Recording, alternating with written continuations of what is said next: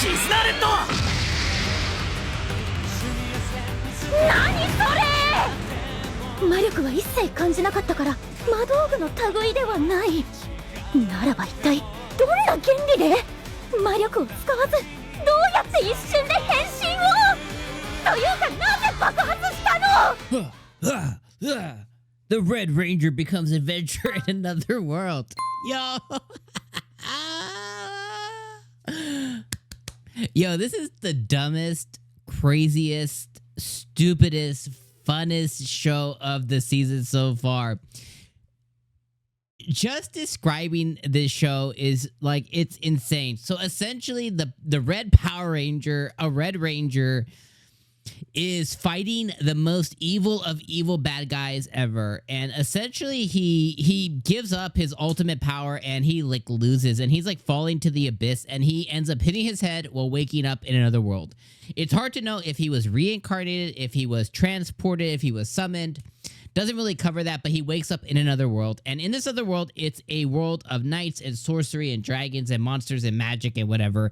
But he is still the Red Ranger, and everything that powers him, the powers of bonds and friendships, still is with him.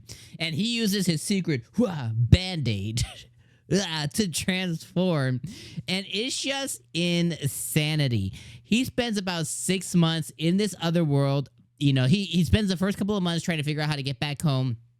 And as he's exploring the whole world trying to figure this out, he finds out that this world has a lot of monsters. And maybe he was brought to this world to be its savior, be a part of it. He thinks that there's a higher calling and a higher reason that he was summoned to this world.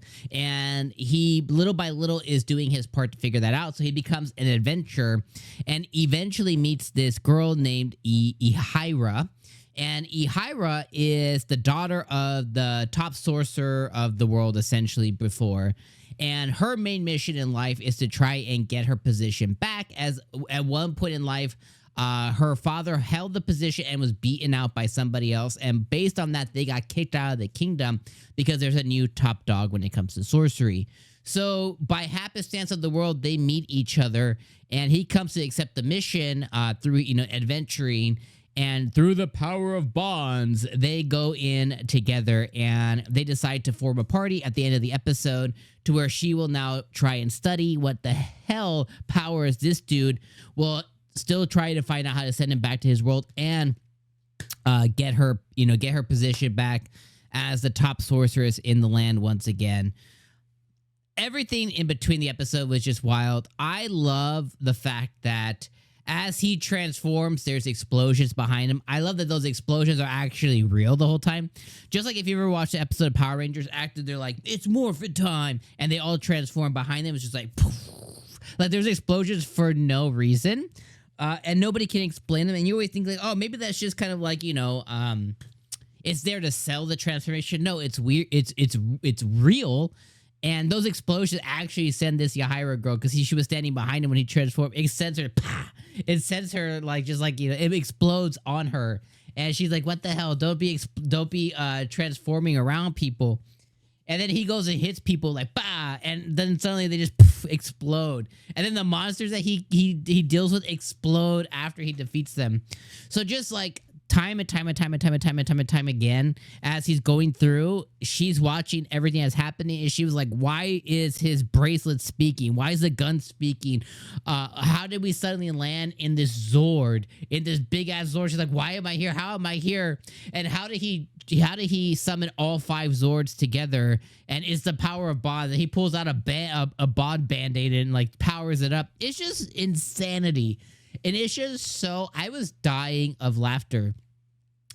I was dying, at the beginning, when he takes on the original golem that she has. I thought it was just hilarious. His first transformation and explosion was hilarious.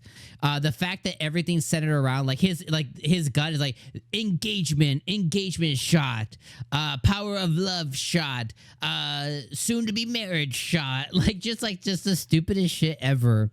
And she's watching the whole time like, there's no mana, what is going on?